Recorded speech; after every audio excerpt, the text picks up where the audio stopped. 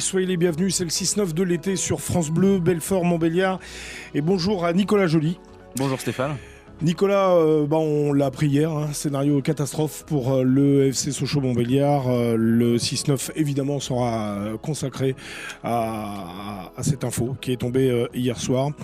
Et vous allez faire l'émission avec nous au 03 84 22 82 82 à partir de 7h. Oui, vous nous appelez, vous nous donnez vos témoignages à partir de 7h et jusqu'à 9h. On reviendra donc Stéphane sur cette situation.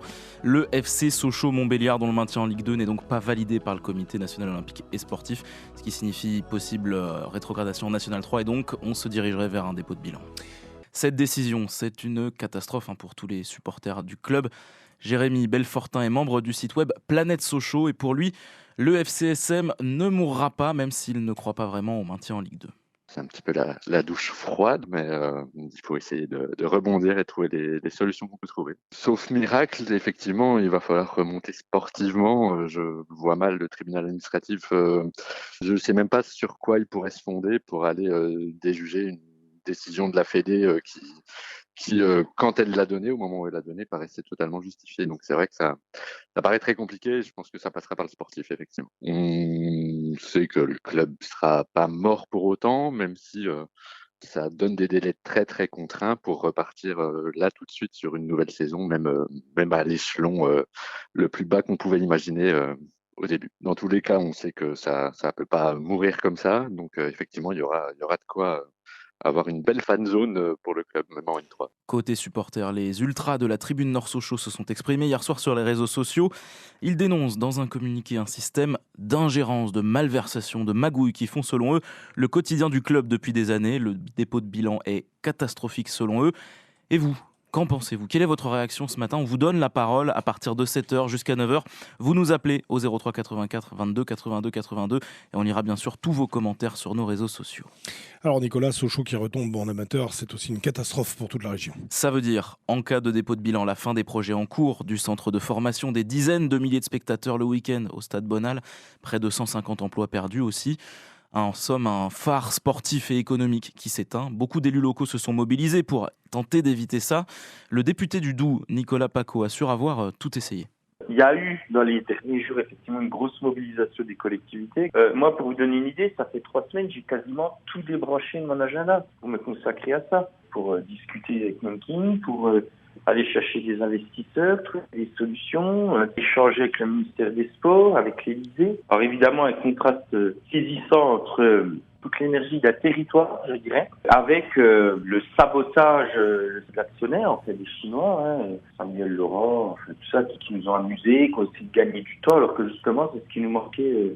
Et le dépôt de bilan d'un club historique qui est à l'origine, je dirais, presque du football professionnel français, avec un centre de formation qui a largement irrigué le foot professionnel français, même européen, l'équipe de France, c'est un club historique. FCSM, émission spéciale sur France Bleu Belfort-Montbéliard. Vous avez la parole en direct au 03 84 22 82 82. Vous êtes nombreuses et nombreux à nous appeler. Nous avons Marie-France Botarlini, maire d'Hérimoncourt, qui sera avec nous dans quelques instants. J'accueille Daniel de Sainte-Suzanne. Bonjour Daniel. Bonjour. Daniel, vous êtes supporter depuis l'âge de 14 ans. Vous avez 81 ans. Oui. Et vous nous dites c'est une catastrophe. Ah, une grosse catastrophe. Oui, j'allais au match avec un ami qui est devenu footballeur professionnel, qui a commencé au FCM à Sochaux, qui a fini professionnel en Suisse, Monsieur Coco Izquierdo, qui habite à Cannes maintenant. Mon héros à l'époque, c'était le goal Remeter. Voilà, d'autres personnes doivent le connaître. Il y a une chose que j'arrive pas à comprendre dans cette catastrophe, comment ça se fait que les comptables n'ont pas alerté tout de suite de ce qui se passait. Ça, je comprends pas. Bonjour Daniel. Oui. Bonjour Natacha Cadur, journaliste à la rédaction de France Bleu. Alors effectivement, il y aura beaucoup de questions ce matin là-dessus, sur le pourquoi, comment on en est arrivé là. C'est quelque chose qui revient énormément. On ne peut pas effectivement, pour l'instant, s'avancer sur le détail, mais sachez qu'on va avoir des invités pour répondre à toutes ces questions, parce que vous n'êtes pas le seul à vous la poser. Et on aura l'occasion d'y revenir, et bien sûr en longueur jusqu'à 9h. Effectivement, la question que tout le monde se pose. Des gens savaient, peut-être même au sein du club, personne n'a dit stop. Et c'est vrai que vous n'êtes pas le seul à vous poser la question. Daniel, il y a beaucoup de monde au standard de France Bleu. Je comprends, je vous embrasse tous, hélas. Voilà. Merci Daniel, belle journée à vous. Merci Daniel. Marie-France Botarlini, Caputo, maire d'Héribeaucourt. Bonjour Madame le maire. Oui, bonjour Stéphane. J'ai même pas besoin de donner mon nom de famille. J'ai tout de suite été identifié. Oui, bonjour Stéphane, bonjour tout le monde. Ben oui, c'est. Bonjour. Vous vous en doutez, c'est une vraie catastrophe pour le territoire. Donc, effectivement, moi, avec ma double casquette, moi, je suis allée pour la première fois au Stade Bonal en 78. Bon, je vais pas vous dire mon âge, mais c'était pour voir Saint-Étienne, puisque moi, j'ai découvert le foot. Je suis devenue fan de foot grâce à l'épopée des Verts. Puis après, forcément, ça s'est reporté sur le FC Sochaux. Et effectivement, moi je comprends pas non plus cette décision parce que bon, je connaissais pas cet organisme, les CNOS, mais quand on entend le terme olympisme, on sait ce que représente l'olympisme et les valeurs qu'il dégage. Donc je pensais qu'il y avait quand même des valeurs qui se rapprochaient de celles du FC Sochaux. Bah, apparemment non. Voilà, c'est vraiment une catastrophe économique parce que je pense à nos hôteliers, nos restaurateurs, mais pas que, à toutes ces familles qui vont être licenciées. Donc j'ai pas eu trop le temps de chercher, mais sur le pays de Montbéliard, je crois que ça fait vraiment très très longtemps qu'on n'aura pas eu une entreprise, parce que le FC Sochaux, c'est aussi une entreprise qui va les licencier, on va dire, autant de personnes, quoi. 150 salariés au club. Oui, 150 salariés, ouais. voilà. Plus, vous l'avez dit, tout ce qui gravite autour, effectivement, les commerçants, les sociétés qui travaillent pour le club, etc. etc. Oui, c'est vraiment... voilà, c'est... Et quand on voit tout ce que Romain Peugeot a fait, on comprend pas, quoi. J'ai lu hier soir, donc je sais pas, que cette conciliatrice, elle disait que le projet qu'on lui avait présenté était complètement différent de ce qu'elle a. Ben oui, mais c'est sûr que forcément, on a trouvé quelqu'un qui était là pour sauver le club. Forcément, le projet était différent, forcément. C'était complètement différent. Bien sûr. Parce que le but était de sauver le club. Donc forcément, c'était complètement différent. Donc on n'arrive pas à comprendre. Bon, alors j'ai entendu qu'il y avait effectivement la saisine peut-être du tribunal administratif. Quoi qu'il en soit, je crois qu'on est tous conscients que c'est peut-être un peu tard. Marie-France, vous parliez du comité olympique, de l'olympisme. Pierre de Coubertin disait l'essentiel c'est de participer. Maintenant, c'est dans le foot, c'est du foot business. Est-ce que l'essentiel c'est pas d'avoir un maximum de pognon et de faire du business en dépit des valeurs si, on le voit. D'un club? Si, on le voit que maintenant, de toute façon, donc plan mondial, maintenant c'est plus uniquement uniquement au niveau de la France, que tous ces clubs qui sont rachetés par des Russes, par le Qatar et compagnie. Donc on voit que c'est le foot. C'est bien dommage puisque le FC Sochaux était, je ne vais pas dire le dernier, mais encore un des derniers clubs. Je pense aussi à Auxerre, les valeurs qu'ils ont véhiculées aussi par le passé et où ils sont à l'heure actuelle. Mais tous ces petits clubs, en plus peut-être régionaux, qui nous tiennent un peu plus à cœur, qui ne sont plus dans l'élite. Parce que effectivement, c'est le fric qui pourrit tout. Et puis de toute façon, on le voit. Vous parlez des autres clubs. Est-ce que vous faites partie de ceux qui dénoncent une différence de traitement entre le FC Sochaux Montbéliard et d'autres clubs qui sont retrouvés dans la même situation? Sincèrement, je le pense. Après, ça n'engage que moi, mais sincèrement, je le pense. Pourquoi effectivement on voit ce que. Je sais pas pourquoi Bordeaux a été. Pourquoi Bordeaux a été sauvé, je sais pas. Bordeaux, c'est peut-être, quand on parle de Bordeaux, c'est peut-être plus glamour que de parler de Sochaux. Mais c'est tout voilà. Et je ne pense pas que cette personne, donc au niveau du SNOS, cette conciliatrice, elle a pensé aux conséquences économiques. Est-ce qu'elle a pensé aux conséquences économiques? Malheureusement, Madame Botarly, c'est vrai que c'est ce qu'on a compris pour l'instant, cette décision, c'est qu'on est vraiment sur une décision en droit et que bien malheureusement, effectivement, l'engouement, le soutien, l'émotion qui a été manifestée autour de ce club, bien malheureusement, n'est pas prise en compte dans cette décision. Moi, je restais aussi un peu persuadée. Je me dis, avec tout ce que ça a dégagé pendant 15 jours au plan national, c'est la première fois qu'on parle de Sochaux comme ça au plan national. Je me dis, mais ils vont pas y rester. Alors, je sais que le droit, il y a le droit, il faut le respecter. Mais il y a quand même, effectivement, tout cet engouement, tout ce qui s'est passé pendant 15 jours. Il y a quelque chose derrière. Il y a un projet. Merci beaucoup Marie-France d'avoir été avec nous ce matin. Merci à tous, bonne journée. Bonne journée. Bonne journée. On a Florian qui nous écrit sur la page Facebook de France Bleu Belfort-Montbéliard. On en parlait d'ailleurs, Natacha et Nicolas. Les conséquences immédiates, c'est la perte de 150 emplois, mais également une perte de visibilité pour notre territoire pour les 10 années à venir sur le plan sportif. En indirect, c'est la perte de revenus pour les restaurateurs, traiteurs, entreprises entretenant les pelouses, entreprises de sécurité qui bossaient les soirs de match. Et puis il y a la perte sentimentale qui n'a aucun prix. Vous restez sur France Bleu. Bonjour Jean-Claude Plessis. Bonjour à vous. Ancien président du Je pense FC que vous êtes Sochaux comme moi, Montbéliard. vous avez mal dormi. Ouais, non, On n'a pas dormi du tout, Jean-Claude, je peux le dire. non, Oui, mais effectivement. c'est ça aussi. Moi, je n'ai pas arrêté de gigoter en préparant ce que je voulais vous dire, parce que j'avais beaucoup de choses à dire. En tant qu'ancien président du FC Sochaux Montbéliard, donc de 99 à 2008, vous auriez imaginé vous qu'on se retrouve un jour dans cette situation? Bien sûr que non, bien sûr que non. Bien sûr que non, parce que c'était un club, je dirais, un club qui avait une histoire, c'était un club qui avait surtout des ressources extraordinaires avec un centre de formation qui nous permettait toujours de passer nos budgets.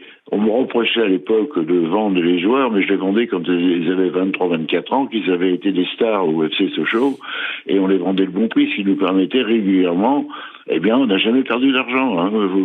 Vous pouvez reprendre les archives. Pendant les 10 ans de présidence au club, on a toujours équilibré les budgets. Et alors, qu'est-ce qui a changé? C'était facile, c'est aussi possible de faire, sauf qu'il ne faut pas vendre des joueurs à 18 ans, il faut les vendre à 23 ans. Voilà.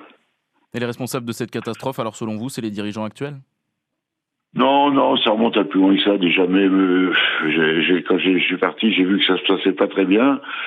Et puis ensuite, quand on a vendu ça, je connais les fautifs qui ont vendu aux Chinois.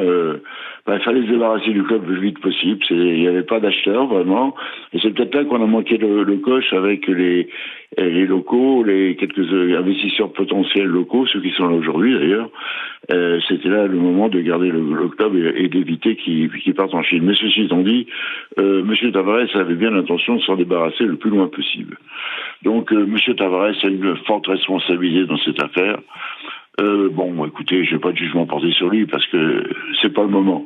Mais je lui en veux beaucoup, j'aurais toujours beaucoup voulu, et je vois qu'il dirige Stellantis comme il dirigeait Peugeot, et on verra la suite.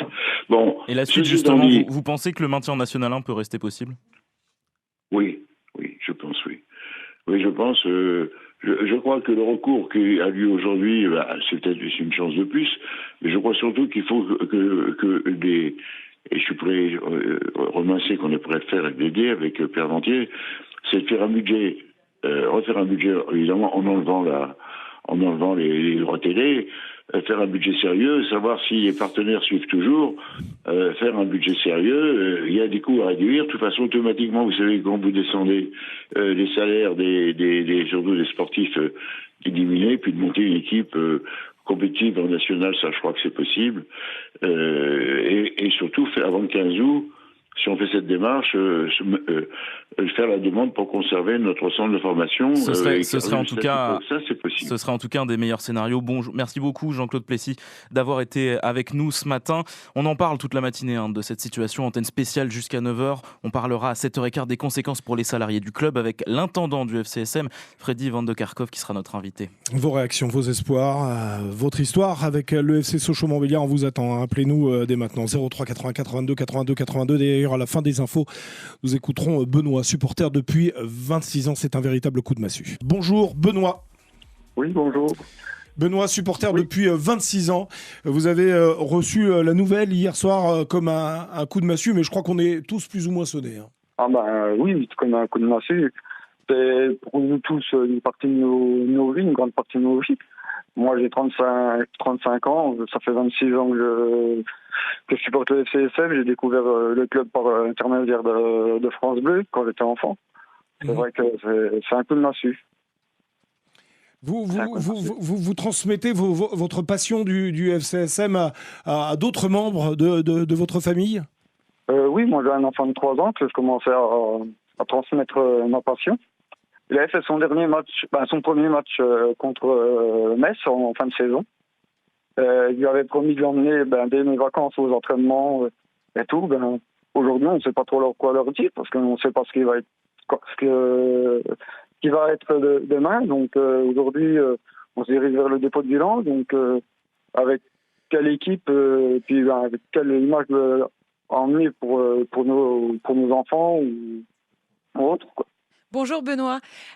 En effet, il y a encore beaucoup de questions qui se posent. Bon, ce qui est sûr, c'est qu'a priori, Sochaux ne va pas jouer samedi comme cela aurait dû être prévu en Ligue 2 contre Guingamp.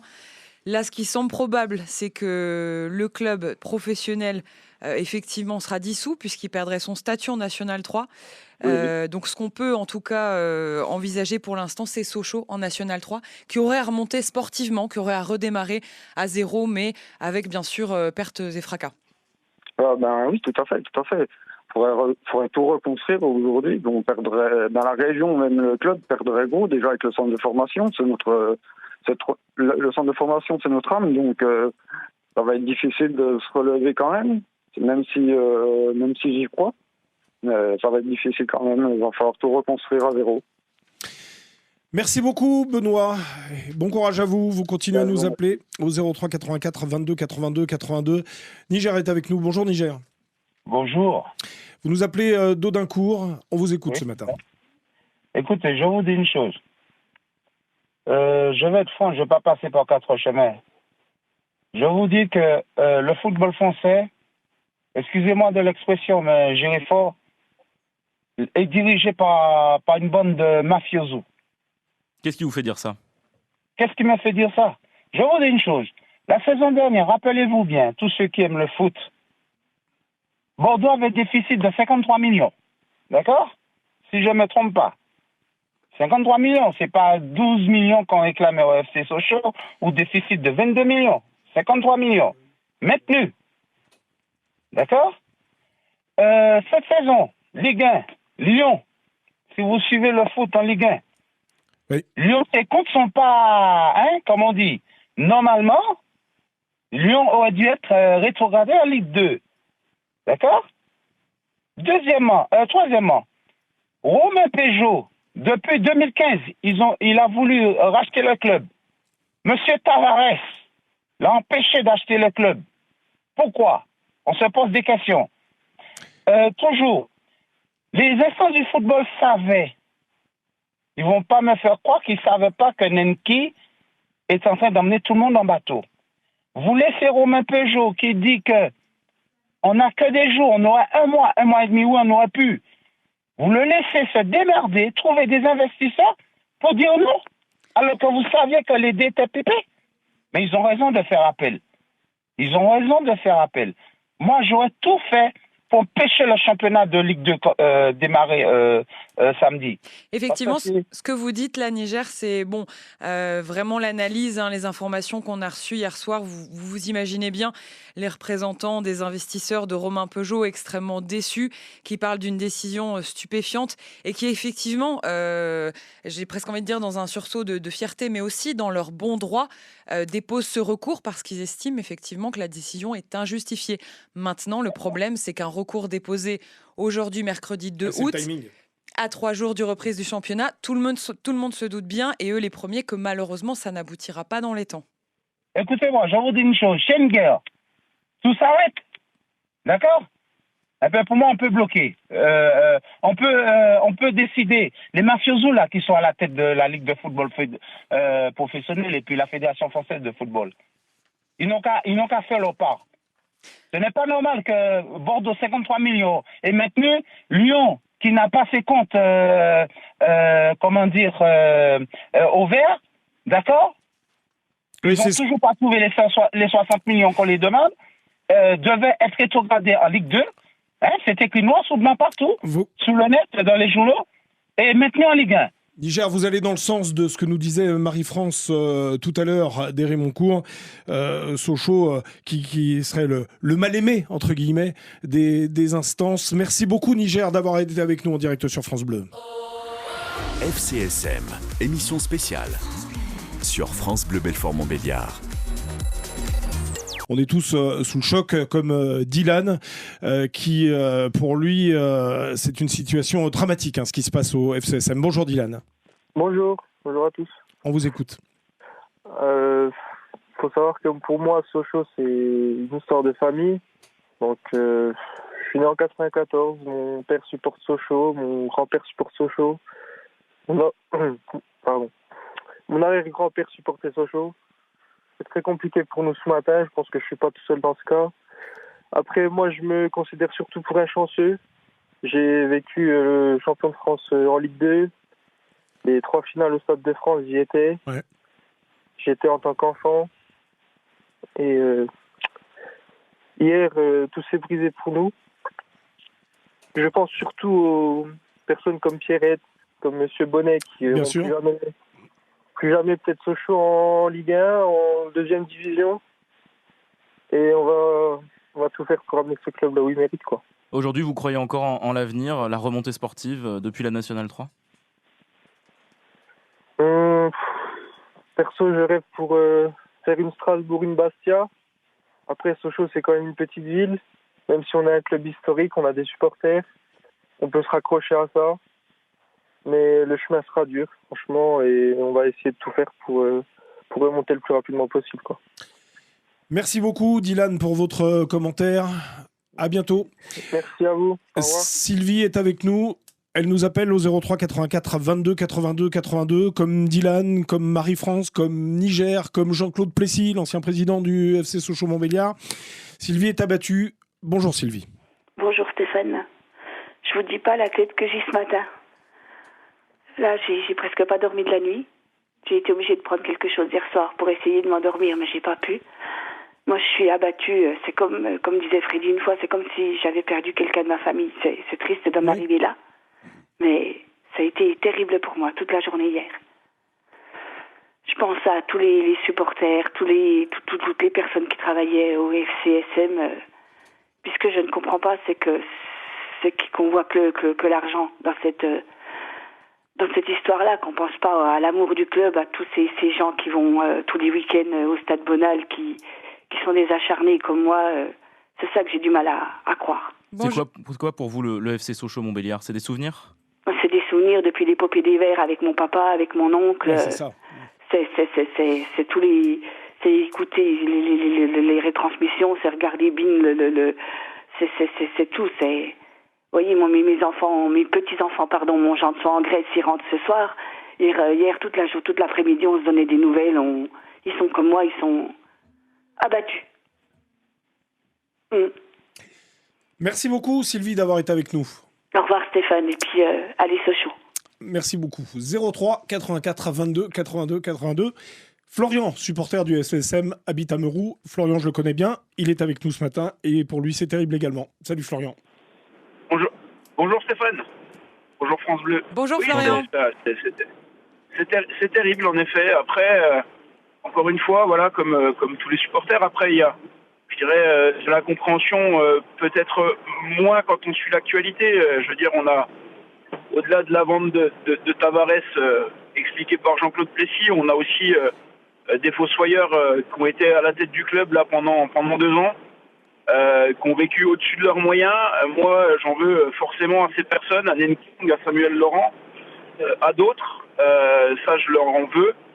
J'en veux également à la DNCG qui, au mois de janvier, savait que notre budget de l'année prochaine était voué à l'échec, en dehors d'une grosse mise, un gros apport de somme d'argent. Ils nous ont pas mis de restrictions. Donc forcément, pour les supporters qui ne suivent pas l'actualité, ça peut être bizarre aujourd'hui parce que les informations de la difficulté socialienne ne datent que d'1 mois et demi finalement. Mais on vivait au-dessus de nos moyens, donc il faut pas en être surpris aujourd'hui. Et puis au niveau des recours qu'on a eu, la DNCG on avait des possibilités. Et Nenking n'a pas vendu alors qu'il savait très bien qu'il n'avait pas la possibilité aujourd'hui de sauver le club il y a 2 mois, il y a 3 mois, il y a 5 mois, sachant que depuis février, les difficultés financières à venir étaient connues. Et c'est ça qui est dommageable et qui me met en colère.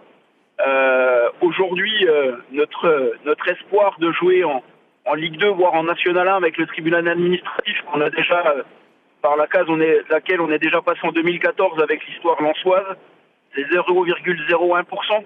Parce que le tribunal administratif, il va pas juger de notre capacité à avoir un budget, il va juger le préjudice qu'on va subir Et aujourd'hui, il n'y en a pas parce que le préjudice, il est du fait du club de Sochaux et de la gestion calamiteuse de Nenking et de Samuel Laurent. Donc c'est toute la difficulté qu'on a à date. Et moi, j'en veux beaucoup à ces personnes, mais maintenant, il faut aussi se dire, par rapport à ce que vous expliquez à l'auditeur suivant, c'est la reconstruction. Il faut s'y mettre maintenant. On a des associations de supporters qui sont actives avec les levées de fonds. Et puis, parle des sociaux chauds. Ouais, les sociaux chauds. Et puis, la TNS qui est active, sur la Tribune Nord. Planète Sochaux. Enfin voilà, il y a tellement d'associations aujourd'hui qui sont derrière. Et si on a envie de voir le club et le territoire briller de nouveau, il faut construire maintenant. Et parce que ça va être difficile. Parce qu'on va perdre tous les joueurs. Il y a toute une équipe à reconstruire, une équipe dirigeante autour de l'association et de M. Viennot à mettre en place. Et puis les investisseurs locaux qui ont construit un projet autour de Romain Peugeot, pour moi, il ne faut pas perdre cet engouement parce que c'est ce qui va faire l'avenir. Et si on le perd, on perdra aussi l'espoir de revoir un jour le club professionnel. Voilà, et tous les souvenirs qu'on a autour du FC Sochaux-Montbéliard. Moi, voilà, c'est comme tout le monde, des souvenirs avec mes parents, avec mon fils, avec Lucien Baumann qui m'emmenait au niveau les premiers matchs que j'ai vécu à Bonal, les déplacements que j'ai pu faire. Donc voilà, ça, il faut pas le perdre parce que, comme je l'ai noté dans mon post Facebook, voilà, ces souvenirs-là, ils n'ont pas de prix. Et c'est ça qui me rend triste aujourd'hui. Merci beaucoup Florian d'avoir partagé et votre émotion et aussi votre envie malgré tout dans ces moments difficiles de repartir. Je pense que vous n'êtes pas le seul à partager ces émotions contradictoires. Merci beaucoup d'avoir partagé ça avec nous ce matin. FCSM, émission spéciale sur France Bleu Belfort Montbéliard. Avec évidemment beaucoup de témoignages ce matin, ça n'arrête pas. 03 84 22 82 82. Nicolas, on accueille Aurélie qui habite à Chagé et supportrice depuis 30 ans. Aurélie, bonjour. Bonjour. Bonjour Stéphane, bonjour France Bleu. On vous écoute Aurélie. Alors moi, je ne donne pas pour dire ma colère, pour dire, je pense que tout le monde est dans le même état ce matin depuis hier soir. Moi, c'est aussi pour tous ceux qui travaillent en salle, pour tous les bénévoles, pour toi Stéphane, pour Freddy, pour les supporters de la TNS, les supporters club. C'est que des bons souvenirs du déplacement qu'on a fait tout un week-end sur deux. C'est les anciens joueurs à qui je pense. C'est dur ce matin, mais j'ai une pensée pour tous ceux qui travaillent au stade, pour tous ceux qui nous donnent l'envie d'aller au stade. Et oui, ce matin, c'est dur. Ouais. C'est quoi pour vous le FCSM ? C'est beaucoup de souvenirs. C'est une enfance à Bonal. On allait jouer sur les terrains qui sont à côté. Mais l'amitié qu'on a pu avoir avec certains joueurs aussi, parce que Sochaux, c'est aussi ça, c'est une grande famille. Il n'y a pas de bonding, il n'y a pas de strass. Voilà. J'ai une pensée aussi pour tous ceux qui sont pris là aussi, qui ne peuvent pas voir tout ça. Claudette, en particulier. Oui, bien sûr, supportrice, oui, évidemment, qui nous a quittés il y a quelques mois, effectivement. Ouais. Voilà, je remercie aussi, moi, c'est la famille, c'est aussi la famille. Jean-Guy, Geneviève, tous ceux qui... Freddy Van de Kerkhoff, Freddy sera avec nous tout à l'heure, Aurélie. Donc on l'aura en direct sur France Bleu, Belfort Montbéliard dans une dizaine de minutes. On aura également... vous le connaissez, Hervé Blanchard, la voix du foot sur notre antenne. Merci beaucoup Aurélie pour votre témoignage. De rien. Bonne journée à vous. Bonne journée. Vous continuez à nous appeler au 03 84 22 82 82. Dans un instant, les infos. Et puis jusqu'à 9h, l'antenne est à vous. Je suis avec... Natacha Cadur, Nicolas Joly et puis Vanessa qui vous attend au 03 84 22 82 82, sans oublier Marc-Antoine qui réalise cette émission, parce que le FCSM et France Bleu Belfort Montbéliard, le FCSM c'est votre club, France Bleu c'est votre radio, on vous attend. Maître Laurent Cotteret, qui a représenté Romain Peugeot et ses associés dans ce dossier, parle d'une décision stupéfiante. Selon lui, les éléments présentés au CNOSF, le comité, n'ont pas été pris en compte. il nous est expliqué que ce sont des éléments dont on n'apporte pas la preuve ou la justification, c'est-à-dire des fonds, en l'occurrence, des fonds nouveaux apportés, que nous n'apportons pas le budget de 12 millions d'euros. Tout ça est naturellement inexact, pour ne pas dire faux, puisque nous apportons dans notre dossier, et moi je m'appuie uniquement sur notre dossier, des éléments solides, concrets, du financement. Et encore une fois, j'insiste, peut-être lourdement, mais c'est nécessaire, sur le fait que ces éléments sont irrévocables, c'est-à-dire ce sont des engagements irrévocables d'investissement de la part des investisseurs, de la part d'un établissement financier et de la part également des collectivités qui se sont fortement mobilisées sur le dossier autour du projet. Camille, bonjour. Bonjour Camille. Bonjour à vous. On vous écoute, Camille, vous nous parlez de cette situation dramatique pour la région, fan du FCSM depuis tout petit. Camille, vous êtes de la TNS, de la fameuse tribune Nord Sochaux ? Oui, c'est ça, tout à fait. Donc voilà, effectivement, je suis depuis tout petit un fan de ce club. Ce club de 95 ans d'âge qui s'écroule aujourd'hui, quoi. Donc c'est surtout une pensée pour les salariés du club. C'est surtout eux qui ont été impactés hier. J'ai pu échanger avec certaines personnes hier. Je me sentais obligé de me présenter au stade hier. J'ai travaillé de nuit avant-hier, j'ai travaillé cette nuit, mais impossible de dormir hier forcément. Donc du coup, je me devais de me rendre au stade et j'ai pu partager cette peine avec eux. C'était quand même assez poignant, c'était assez fort. Vous avez eu besoin de vous retrouver ensemble en famille, j'ai envie de dire. C'est ça. On a vraiment ce lien où on sent un peu mieux, entre guillemets, même si c'est compliqué de se sentir bien dans ces moments-là. Mais en tout cas, oui, on a besoin de se retrouver. Et puis on voit qu'il y a une cohésion avec l'ensemble du staff. On sentait que c'était pas un entraînement. C'était un entraînement de 17 heures. On sentait que c'était pas un entraînement comme les autres. Les regards en permanence de Freddy, notamment envers nous, parce qu'on était sur les téléphones, évidemment, actualiser toutes les 30 secondes les pages pour essayer d'avoir les infos jusqu'au moment où, sur les alentours de 18h10, on a appris la nouvelle et c'est là que tout s'est effondré, quoi. C'était assez émouvant. Il y avait quand même des personnes d'un certain âge qui ont exprimé toute leur rage en hurlant certaines injures peut-être, mais envers tous ces responsables. Mais c'était le désespoir. Exactement. Camille, désespoir. Merci beaucoup. On écoute Emeline. À bientôt. Belle journée à vous, Camille. Emeline est à Belfort. Bonjour, Emeline. Bonjour. Alors pour elle, vous désignez, vous, Emeline, un responsable. On est d'accord sur ce fiasco. Pour moi, il y a plusieurs responsables. Il y a le racheteur du club, mais je pense qu'aussi il y a une responsabilité qui incombe à PSA, maintenant Stellantis. Je pense que si Tavares n'avait pas fait ce qu'il a fait, on n'en serait pas là. Et aujourd'hui, j'ai regardé Twitter hier soir parce que, étant ancien enfant du employé, j'ai toujours été au stade. J'ai été abonnée depuis que je suis enfant, j'ai fait des campagnes étrangères, je suis partie à l'Olympiakos, j'ai fait le Stade de France, etc. Et je lisais sur Twitter les indignations des syndicats de chez Peugeot. Mais j'aimerais bien leur rappeler quelque chose. Quand Tavares a vendu, vous saviez ce qui se passait. Vous avez sorti des tas de tracts. J'en ai encore certains à la maison, chez mes parents. Et vous avez tous dit que c'était une bonne chose. Et aujourd'hui, vous pleurez sur ce qui se passe, mais c'est de votre responsabilité autant que Nikin.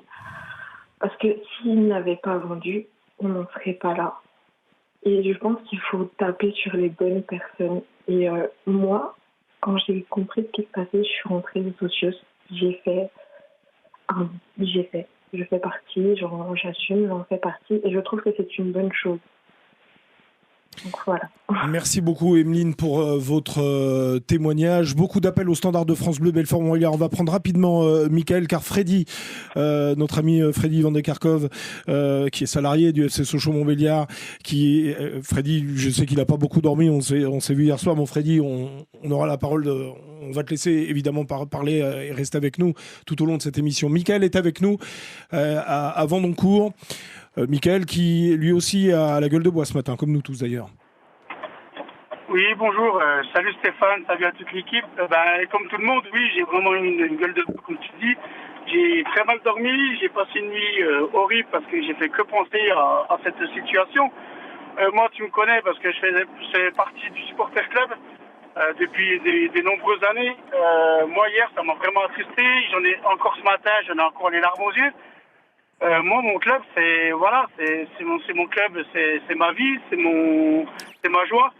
Et d'entendre et de voir ça, que le club, il est en souffrance, moi, personnellement, je ne peux pas passer ça. Il faut, voilà, comme le disait la personne juste avant, il faut taper du poing sur les responsables, soit peut-être sur Peugeot, sur Nekin, voilà. Mais on ne peut pas laisser ce club-là mourir. C'est le club qui a créé le championnat, c'est le club qui a...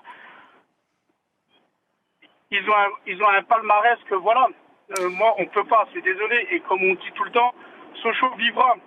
Même si Sochaux viendrait à mourir, pour moi, Sochaux, ça sera comme un phénix. Le phénix meurt, mais il renaît toujours de ses cendres.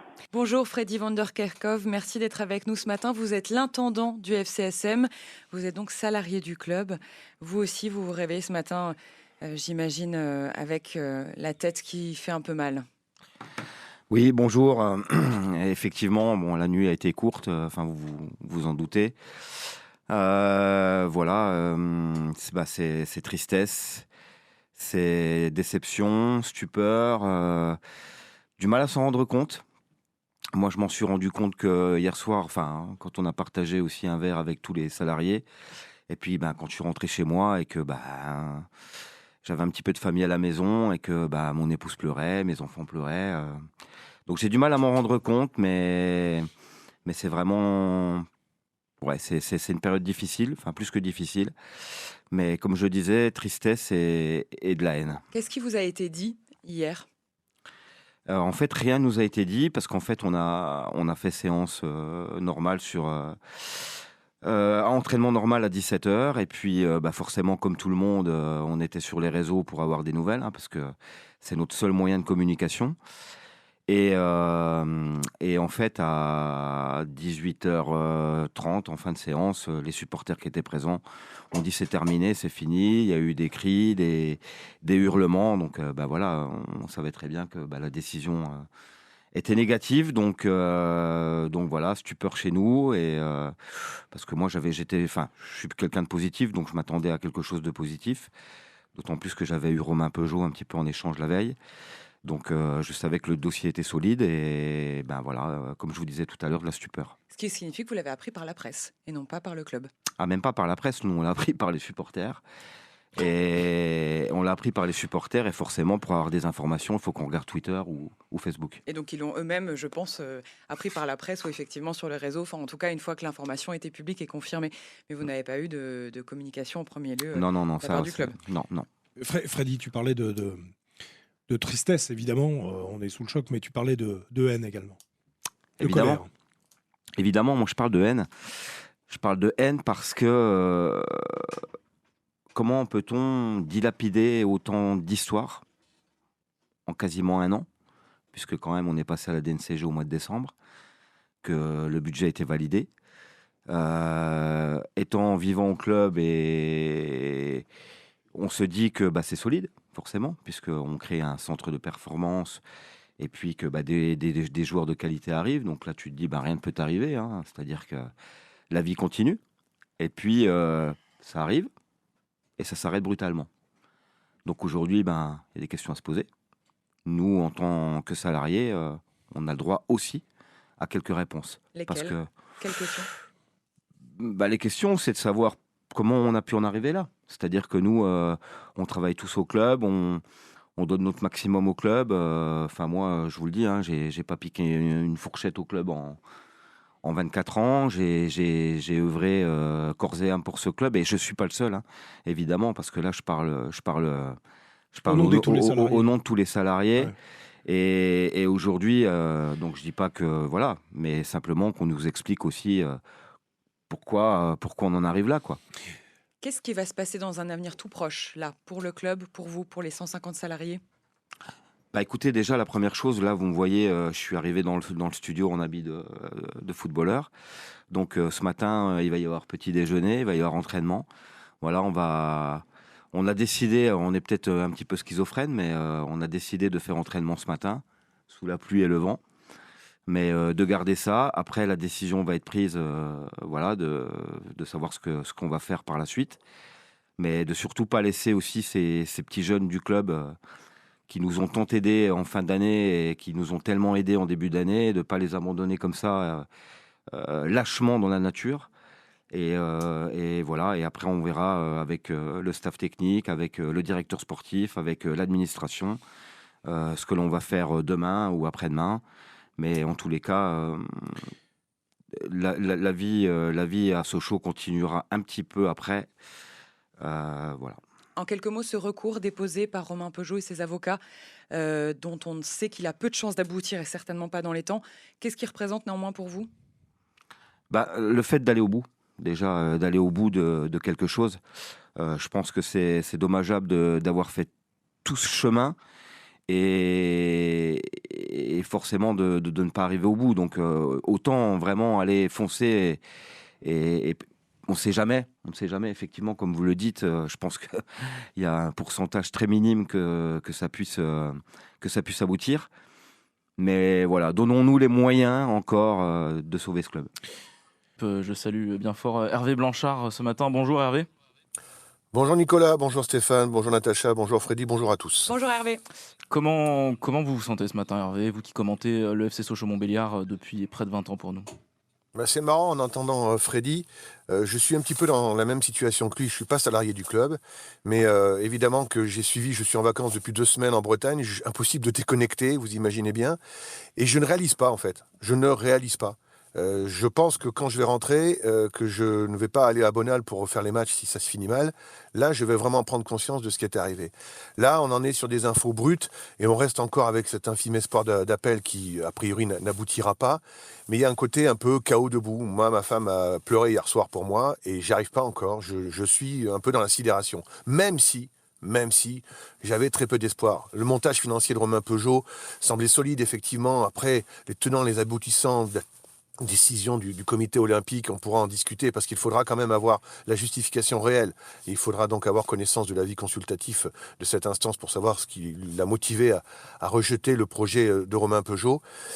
Mais c'est tous ces efforts, c'est 1 mois de rebondissement, un ascenseur émotionnel dingue, absolument dingue. Franchement, je ne sais pas si un club français a vécu ça. Il arrive des choses à Sochaux depuis 8 ans, c'est fou allié. Et on en arrive là aujourd'hui. Et comme l'a dit Freddy, c'est tout ça, s'être battu jusqu'au bout, comme un lion, effectivement, et ne pas être récompensé. Quand on sait qu'il y a des clubs qui ont eu droit à d'autres largesses dans un passé pas si lointain, c'est très dur que ça arrive une fois de plus à Sochaux et que Sochaux en fasse une fois de plus les frais. Évidemment, vous pensez aussi à la suite, j'imagine, votre analyse sur ce qui peut se passer désormais? Il y a tout encore un parcours juridique, mais on va pas se mentir. L'appel devant le tribunal administratif, c'est un référé, c'est de l'urgence. C'est la forme, c'est pas le fond. C'est arrivé à d'autres clubs avant, et Tours l'avait fait il y a 4 ans, ils n'ont pas eu gain de cause.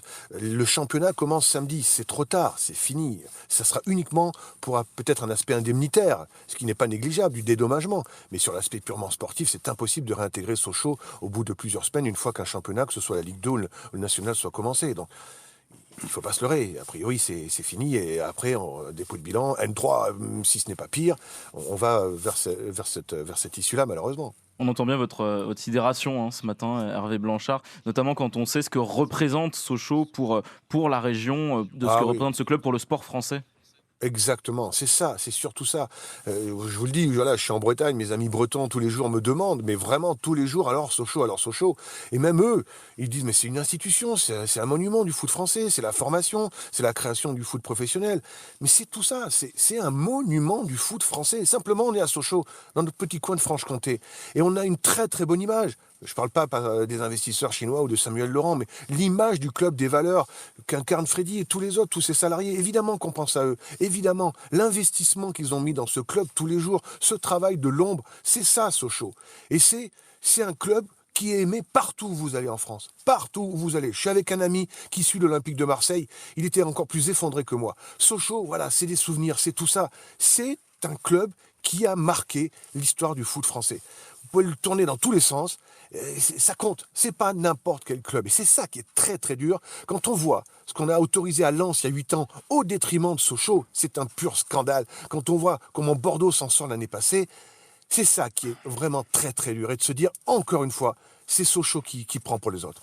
Et en tant que commentateur, témoin de premier ordre de l'histoire de ce club, vous pensez aussi au moment que vous avez vécu, j'imagine, derrière le micro, dans ce stade Bonal ? Mais évidemment, c'est ma deuxième maison. J'ai donc fini avec un 711e match commenté au micro de ce France Bleu le 2 juin à Nîmes. Je n'imaginais pas une seule seconde que ça s'arrêterait là. Après, est-ce qu'on va continuer de commenter les matchs ? Ça, sous quelle forme on va en décider à France Bleu.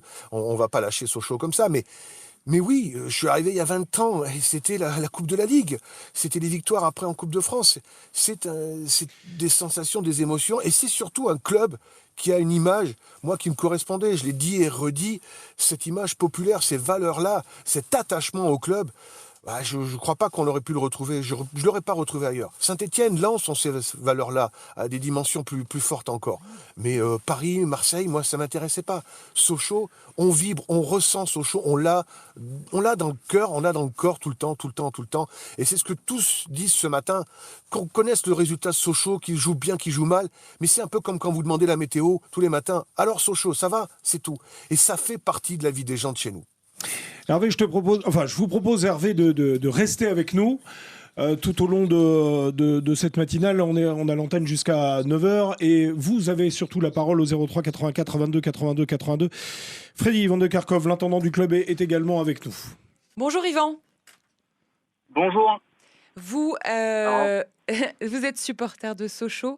Vous avez une question, une interrogation dont vous nous avez fait part. Vous nous demandez si effectivement les représentants des salariés du club envisagent de porter plainte pour mauvaise gestion. Oui, alors exactement. J'avais deux choses que là je voulais évoquer. La première chose, c'est que je fais partie d'une entreprise qui est partenaire du club depuis de nombreuses années. J'ai eu le plaisir de pouvoir emmener de nombreux clients voir des matchs. J'ai eu le plaisir de faire plein de rencontres, de rencontrer plein de gens qui avaient des métiers intéressants. La perte du club va nous faire perdre ça, parce qu'aujourd'hui sur le pôle métropolitain, on n'a rien d'autre. On n'a rien d'autre à part ça pour pouvoir se rencontrer inter-entreprise dans un cadre familial. Donc ça, c'était la première chose. Je suis un petit peu ému, je suis désolé. Vous n'êtes pas le seul. On a un petit peu l'impression de perdre un être cher aujourd'hui, donc ça fait bizarre. Donc c'est vraiment une sensation bizarre. Je me souviens du samedi après-midi au Stade Bonal, on s'est tous retrouvés, ça avait une tête d'enterrement. C'était assez compliqué à vivre. Bref, je reviens à ma question. Oui, ma question est la suivante. Je pense que dans n'importe quelle entreprise, un dépôt de bilan, le responsable doit rendre des comptes auprès de ses salariés. Quand j'échange avec les gens du club, ils n'ont aucune info sur ce qui se passe. Ça, je veux dire, ça n'existe nulle part ailleurs.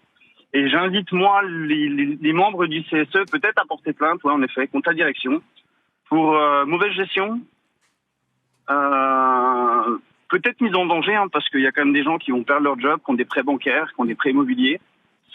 Et enfin, surtout, pour qu'il y ait une analyse précise des comptes, parce qu'à mon avis, je pense qu'il y en a qui ont vécu largement au-dessus de leurs moyens au sein du club.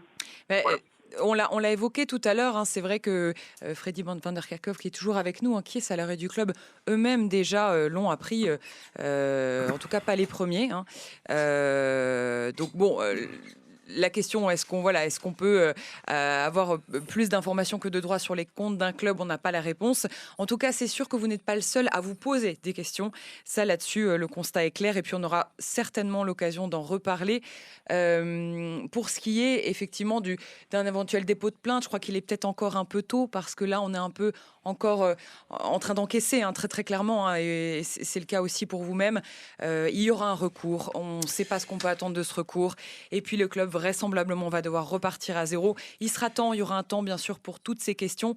Quant à une procédure, j'ai envie de vous renvoyer le point d'interrogation ce matin, Stéphane. En tout cas, merci de l'avoir partagé avec nous. Bonjour Stéphane, bonjour. À Besançon, hein, vous. Oui. On vous écoute ce matin. On vous écoute. C'est vrai que je tenais vraiment à participer à cette émission. Le FC Sochaux, pour moi, est une institution parce que mon grand-père a été président Louis Deur de 1969 à 1973. J'ai vécu la grande époque du FC Sochaux, les entraînements, les jeunes du centre de formation qui m'ont entraîné pendant toutes ces années.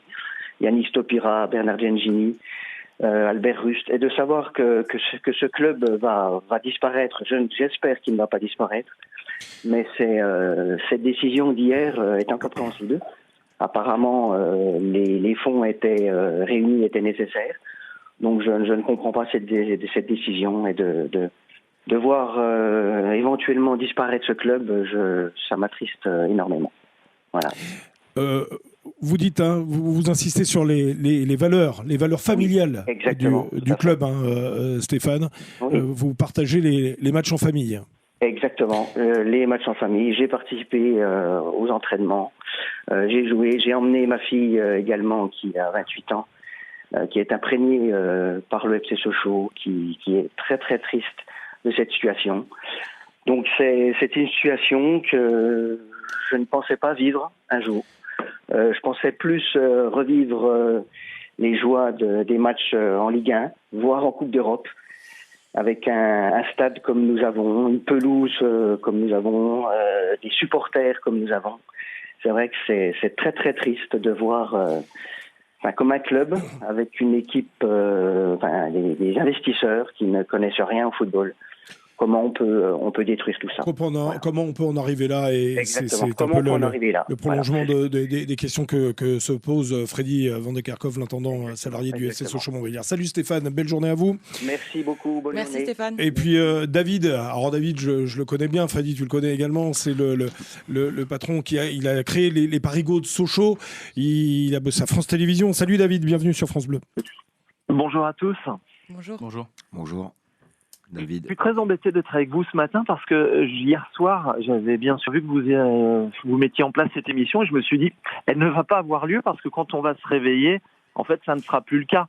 Freddy ne sera pas avec vous ce matin, sera en train de préparer tout ce qu'il faut au stade. Un mauvais rêve, et voilà, en fait, c'est ça. Ouais. Je me suis réveillé, je suis en vacances dans le sud de la France, je viens de me réveiller et je me suis dit, mais en fait, c'est vrai tout ça. Et j'ai tout de suite mis sur votre application la radio en me disant que c'était vrai. Et je voulais juste vous raconter ce qui s'était passé pour moi à Paris quand j'ai été muté à Stade 2 à Toulouse Sport en 2013. Je me suis dit, mais moi, Sochaux est dans mes veines. Mon sang est jaune et bleu et je veux pas être tout seul. Et j'ai créé les parigots de Sochaux. On était 6 au départ et puis très vite, on est devenu 15, 20, 30 pour être parfois même 50 quand on était encore en Ligue 1. Et ce qui était rigolo, c'est que les gens qui étaient là, la moitié avait un rapport avec la Franche-Comté ou était franc-comtois ou avait une grand-mère, un grand-père franc-comtois et y tenait. Et l'autre moitié, mais n'avait rien à voir avec le Schmilblick. Et je leur posais la question, je leur disais, mais pourquoi tu nous as rejoints ?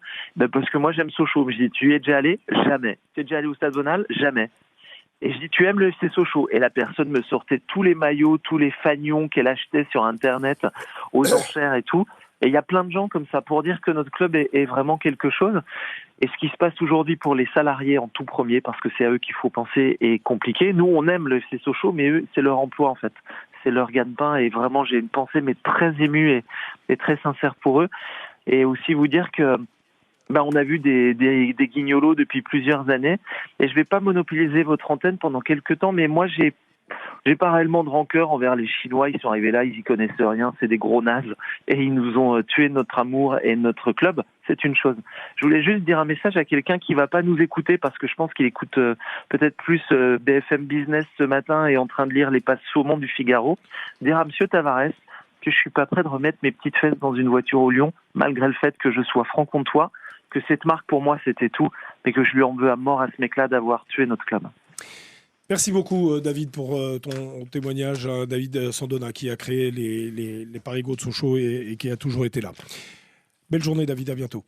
Belle journée les amis. On en reparle avec vous Hervé Blanchard, commentateur sportif pour nous depuis près de 20 ans, voix du football sur France Bleu Belfort Montbéliard. Des moments, des matchs, vous qui vous ont marqué aussi j'imagine.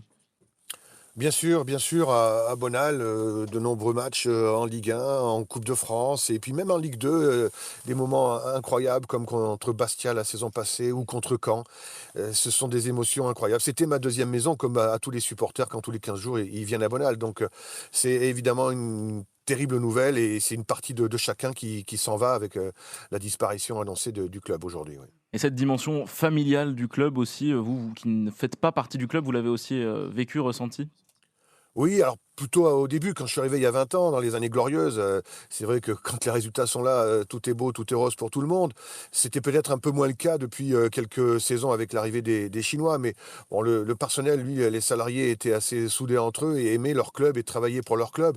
Les joueurs, vous savez, dans le foot d'aujourd'hui, beaucoup passent et savaient peut-être même pas qu'ils jouaient à Sochaux, et ils repartaient très très vite. Mais il y avait un socle de joueurs quand même qui ont porté les couleurs avec beaucoup de respect sur les dernières années, donc ça perdurait, et on venait pas à Sochaux pour n'importe quoi, on savait ce qu'on devait défendre quand on venait à Sochaux. Des joueurs qui ont réagi, même des joueurs qui sont arrivés récemment, je pense à Aldo Kaloulou par exemple. Ouais. Gaëtan Weisbeck. Évidemment s'insurge, Gaëtan Weisbeck, Damien Perkis qui a lancé une véritable diatribe contre ceux qui ont coulé le club aujourd'hui, contre les instances du foot français. C'est vrai que... Et même Oswald Tanchot qui a parlé à nos confrères de l'Est, et j'ai trouvé qu'il avait été très lucide, le coach actuel.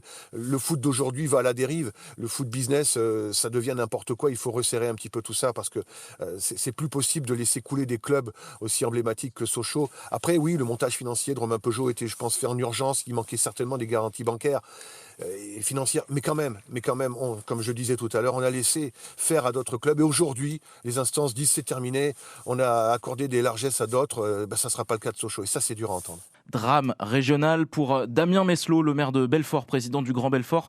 C'est une page de l'histoire qui se tourne, mais pour lui il faut continuer à soutenir le FCSM. C'est une déception et une grande tristesse. C'est catastrophique pour les salariés, les joueurs, les jeunes qui sont au centre d'entraînement. C'est une partie de notre histoire qui s'en va. C'est aussi un atout d'attractivité que nous allons perdre. Donc, ce ne sont pas des bonnes nouvelles pour le pays de Montbéliard et pour notre région. Il faut maintenant regarder comment on peut reconstruire et aider le club dans un avenir proche, parce qu'il va y avoir de grandes difficultés. On peut aider le club en prenant des loges, en faisant du sponsoring, mais on sera toujours aux côtés du football club de Sochaux-Montbéliard. Il faudra les aider à remonter la pente. D'autres clubs se sont trouvés dans cette situation et ont pu se redresser. C'est tout ce que je souhaite pour le football club de Sochaux-Montbéliard. Avec toujours Freddy Van de Kerkhoff qui est là pendant quelques minutes encore avec nous. Freddy, salarié du FC Sochaux-Montbéliard, c'est l'intendant du club. On se connaît depuis quelques années. Tiens, j'ai un message. Freddy, tu le connais, c'est Pascal Toth, c'est l'ancien speaker de Bonal. Je lui ai succédé en 2006. C'est grâce aussi à Pascal que moi j'ai pu faire ce boulot de speaker, d'être à tes côtés, d'être aux côtés des joueurs, aux côtés de tous les collègues qu'on salue ce matin parce qu'on pense fort à eux. Il me dit « Salut mon Steph, on pense à toi très fort et à tous les salariés. C'est tellement triste, je suis en colère contre tous ces gens. Tiens bon, on aime tellement ce club. » Voilà. Freddy. Ouais, donc oui, Pascal, c'est bien sûr, c'est une longue histoire, c'est plein de bonnes choses. Voilà, avant de quitter l'émission, moi déjà je voulais remercier tous ceux qui m'ont envoyé des messages en permanence, et je peux pas répondre à tout le monde, mais je prendrai le soin de répondre, et surtout j'ai une grosse pensée à tous nos jaunets bleus, à tous nos petits jaunets bleus, nos grands-parents, les parents. Enfin, tous ceux qui ont soutenu le club depuis le début, franchement, voilà, encore avoir des petits qui étaient encore sur les matchs amicaux, sur le match amical de samedi, qui pleuraient en disant Sochaux vivra, voilà, c'est ce qui me fait le plus de peine. Voilà, peiner pour tout ce peuple jaune et bleu et ce club qui est une institution, qui est une histoire, qui est à la création du football professionnel, et de me dire qu'il n'y aura pas de match samedi à Bonal et qu'il n'y en aura plus après, ça me fend le cœur. Donc voilà, j'embrasse tout le peuple jaune et bleu. J'aimerais bien qu'on se retrouve d'ailleurs à Bonal avec tous les supporters, pourquoi pas. Ce qu'on avait fait le 14 juillet, c'était Une belle réunion en tout cas. Où France Bleu était en spécial. Merci beaucoup Freddy van der Kerkhoff Merci d'avoir à vous. été avec nous ce matin. Le club risque le dépôt de bilan après l'avis rendu hier par le comité olympique et sportif, défavorable à son maintien en Ligue 2. Il ne valide donc pas le projet de sauvetage et de rachat du club proposé par Romain Peugeot, même si ses avocats annoncent encore avoir déposé un recours devant le tribunal administratif qui a peu de chances d'aboutir. On en parle ce matin avec maître Laurent Cotret qui a représenté Romain Peugeot et ses associés dans ce dossier. Natacha Cadur, il répond à vos questions. Bonjour Laurent Cotret, vous avez parlé d'une décision incompréhensible après cette annonce du CNOSF. C'est une très mauvaise surprise.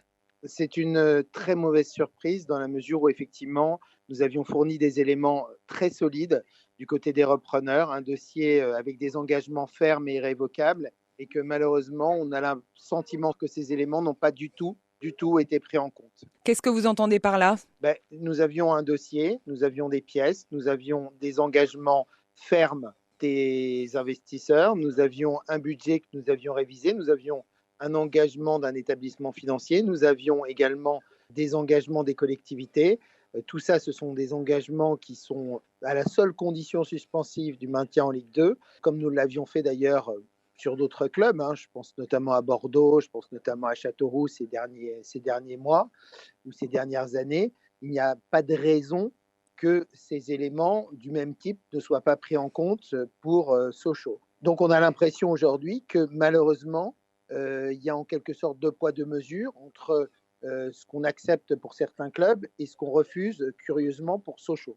Est-ce que c'est peut-être la présence d'un nouvel actionnaire aussi qui a été analysé, pas comme vous l'attendiez par le CNOSF ? Oui, bien sûr, mais dans beaucoup de dossiers, c'est le cas. Ce n'est pas parce qu'il faut passer le contrôle de changement de contrôle du nouvel actionnaire et qu'effectivement ça figure dans le règlement de la Fédération française et de la Ligue, que ce nouvel actionnaire doit être présenté à la DNCG.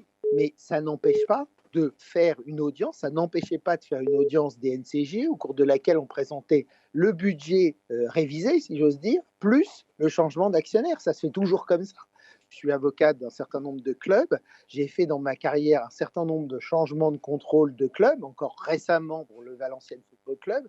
Et je peux vous dire qu'on fait ça en une seule audience d'examen devant la DNCG. Ça n'a jamais posé le moindre problème.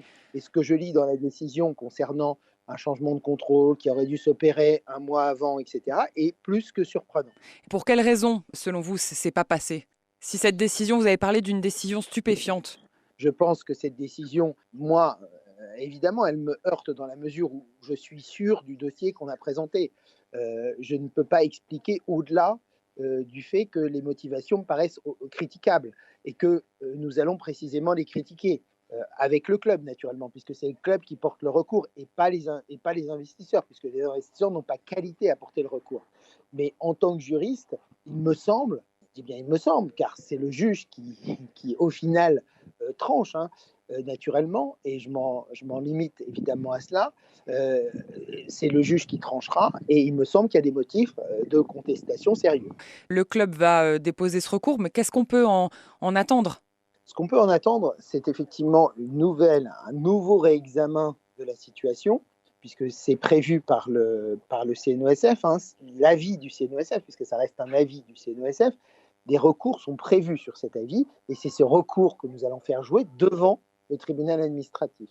Donc ce qu'on peut en attendre, c'est espérer une révision nouvelle de la situation, un réexamen de la situation, pour qu'une DNCG puisse rapidement, puisqu'il y a aussi une question d'urgence dans ce dossier, puisse rapidement revoir le dossier.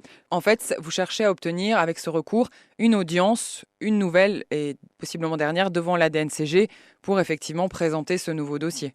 Et bien évidemment, puisque quand on est sûr de son dossier, on n'en reste pas là. C'est-à-dire que quand on est sûr de ses arguments, on va jusqu'au bout et on va défendre sa position parce qu'on estime qu'elle est bonne et qu'elle est justifiée. Ce recours, est-ce qu'il pourrait aboutir dans les temps ? Le championnat reprend samedi ? Écoutez, c'est évidemment un enjeu. Je doute que les juridictions administratives puissent se prononcer dans ce délai, d'où l'intérêt d'un référé suspension qui est d'ailleurs prévu par le texte. Qu'est-ce qu'on peut en attendre d'ici samedi ? Qu'est-ce que ça va changer d'ici samedi ? Probablement rien d'ici samedi, mais ça permettra probablement d'aller vers un réexamen de la situation. En tout cas, c'est ce qu'on vise. Évidemment, on aurait préféré passer devant la DNCG avant samedi. Vous l'imaginez bien. Mais comme ce n'est pas possible, nous allons vers la seule possibilité qui nous est offerte, et ce qui est cette voie de droit du tribunal administratif et du référé suspension. Mais ça voudrait dire qu'on pourrait envisager que le FCSM soit réintégré dans le championnat, ou ça c'est inenvisageable? C'est l'objectif, c'est très clairement l'objectif, parce que si on se fait ce recours, c'est qu'évidemment, c'est pour qu'à terme, le FCSM soit réintégré dans le championnat, évidemment. Merci beaucoup, Maître Cotterêts. FCSM, émission spéciale sur France Bleu Belfort Montbéliard. On vient d'entendre les arguments des avocats de Romain Peugeot. Et vous, qu'est-ce que vous en pensez? Comment est-ce que vous voyez la suite pour le FC Sochaux Montbéliard? Quel est votre sentiment ce matin? Vous nous appelez, vous témoignez au 03 84 22 82 82. C'est le numéro que vient de composer Dominique de Bavent, fervent supporter du FC Sochaux Montbéliard. Bonjour Dominique. Bonjour Stéphane. Bonjour Dominique. Bonjour. On vous écoute. Oui, pour moi c'est une grande perte ce club. Ce club que je porte dans mon cœur depuis 44 ans, et avec un souvenir qui pour moi sera indélébile tout le reste de ma vie. C'est le 30 septembre 1979 où Sochaux gagne 3-1 au Stade Bonal contre Nantes. Et ce jour-là, j'étais venu avec une bande de copains de mon village, et pour pouvoir aller en côté qu'après, on a fait le mur, et je le dis aujourd'hui, du Stade Bonal, et on a assisté à ce match. Et après, c'est la soirée où j'ai rencontré ma femme qui est aujourd'hui avec moi, Claudine. Donc, c'est un souvenir impérissable. Et toutes les saisons qu'on a vécues, les Coupes de France, les Coupes de la Ligue. Ouais. C'est vraiment, vous n'êtes pas le seul, Dominique, à partager cette émotion, parce que ce qui émeut tout le monde ce matin, au-delà bien sûr du fait d'être un supporter, c'est tous les souvenirs auxquels sont associés ces moments au stade, ces moments qui sont en rapport avec le FCSM depuis, vous l'avez dit, 40 ans. Et merci de partager ça avec nous. Votre femme est également supportrice des Jaunes et Bleus? Elle est supportrice, mais elle n'allait pas au stade, mais elle écoutait le samedi des commentaires de... Merci beaucoup Dominique. Pas mal d'appels au 03 84 22 82 82.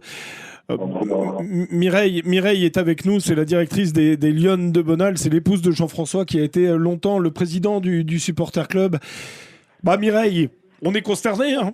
Oui, bonjour. Bonjour Mireille. Bonjour à tous les auditeurs, bonjour à tout le club. Ce matin, on s'est réveillés en se disant nous avons fait un mauvais rêve, c'était un cauchemar, mais non, c'est la réalité. Nous sommes vraiment anéantis. Nous pensons d'abord évidemment à tous les salariés, le staff, l'entraîneur, les joueurs. Nous pensons à tout le monde.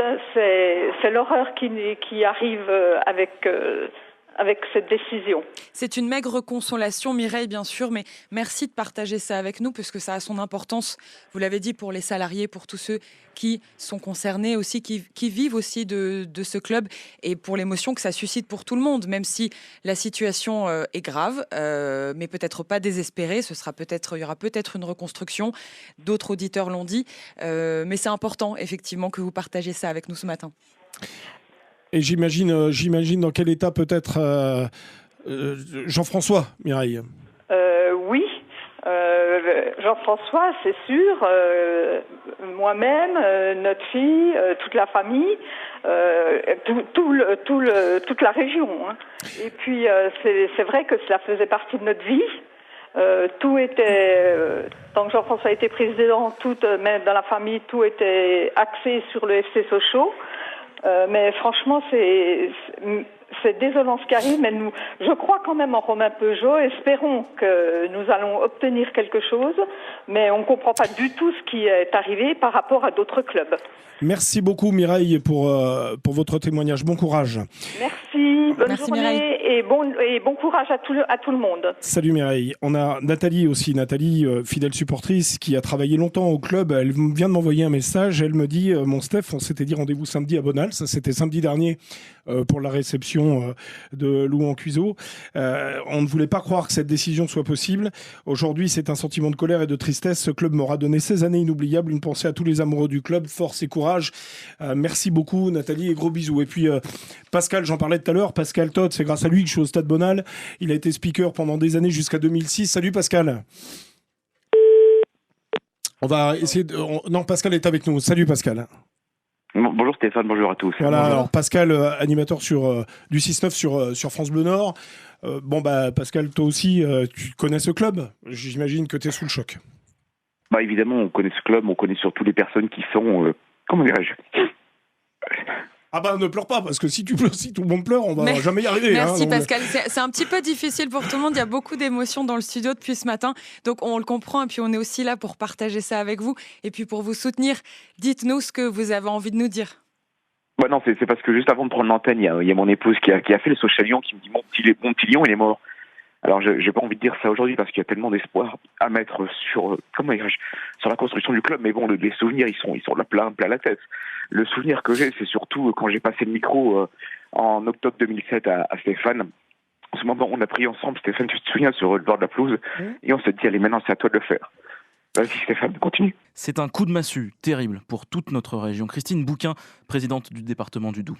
Je suis dégoûtée là, à l'instant où vous me parlez. On est sur un sujet bien évidemment sportif, mais de société, d'histoire, de territoire. Enfin, quelque part pour nous tous, c'est un vrai drame que le FCSM s'arrête comme ça. Parce que là, on perd par rapport à la malhonnêteté d'investisseurs étrangers.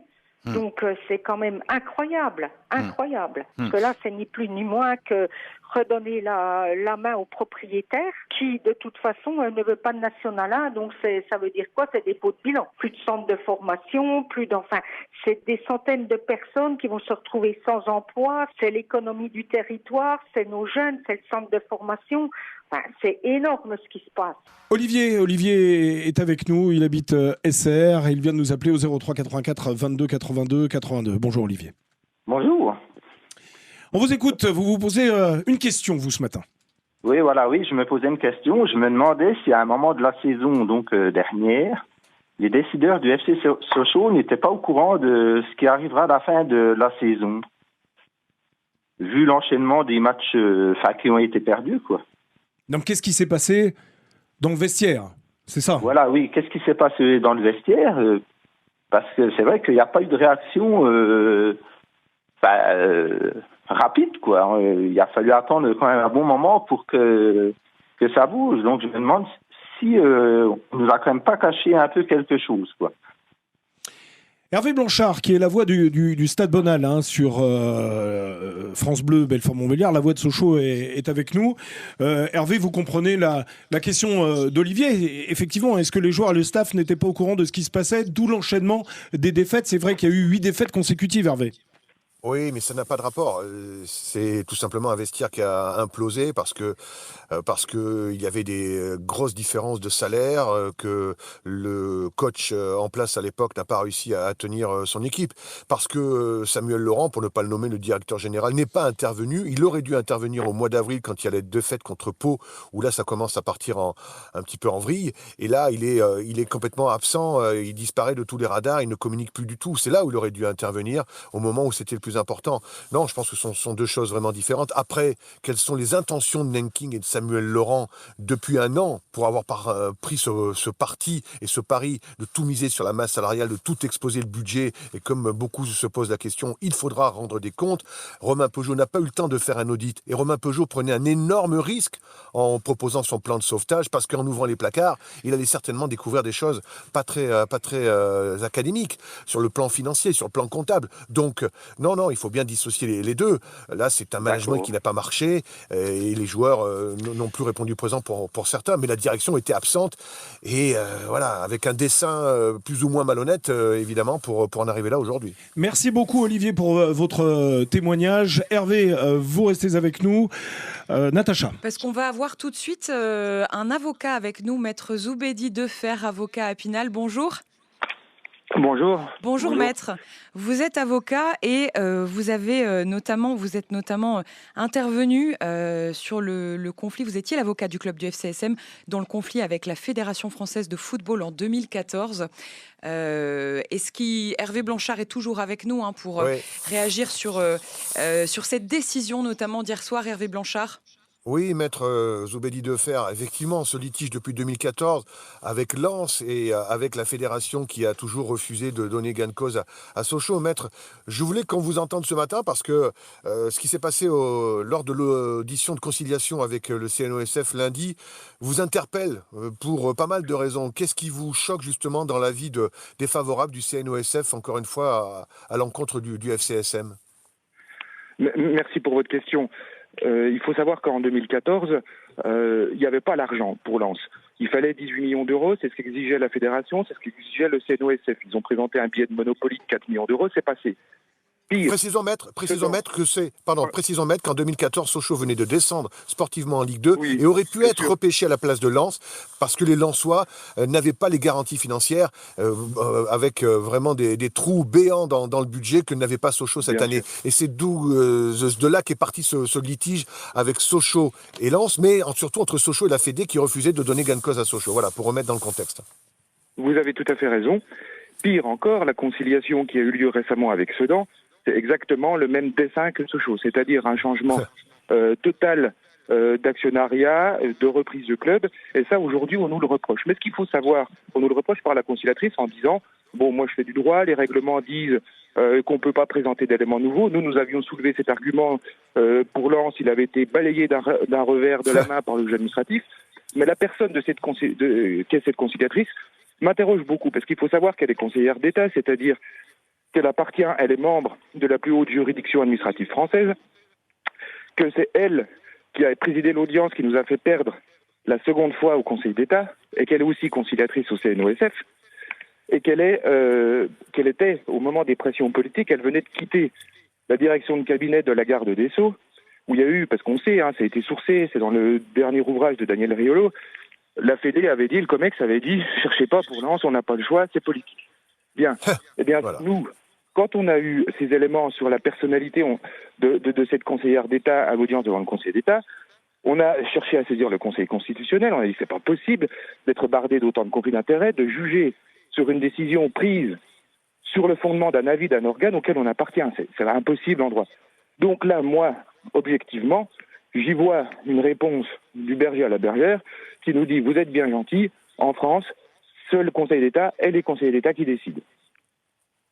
Et donc aujourd'hui, c'est finalement la Fédération française de football, avec laquelle le FCSM est toujours en conflit, qui vous fait un petit peu tout payer. Et puis, on en a parlé hier un petit peu, il y a encore, et vous l'avez évoqué, la pression politique. Ce qui a été quand même très surprenant, lundi soir, on apprend que la Ligue, d'un seul, change ses règlements. Pendant un mois, on nous dit que le club d'Annecy, qui est rétrogradé en national, ne peut pas être repêché. Ce n'est pas dans les textes des règlements de la Ligue. Il ne pourra pas être repêché même si Sochaux n'est plus en Ligue 2. Et puis bizarrement, lundi, on apprend, ça va changer.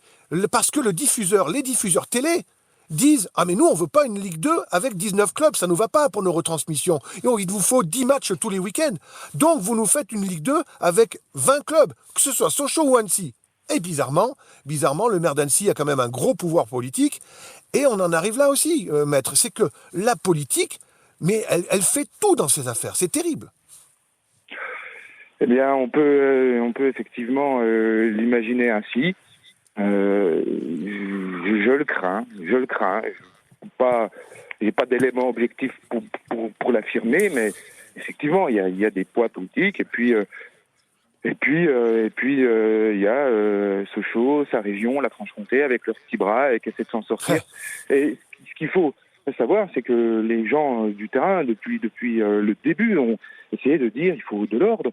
Enfin, Sochaux a toujours respecté ses obligations DNCG, était un club tout à fait sérieux par le passé, mais on le laisse à l'abandon comme ça, et c'est dramatique. Bon, ceci étant, quand on voit notre ministre de l'économie qui fait un déplacement en Chine et qui nous explique qu'il faut à tout prix des investissements chinois en France, voilà, il y a aussi ce poids politique peut-être.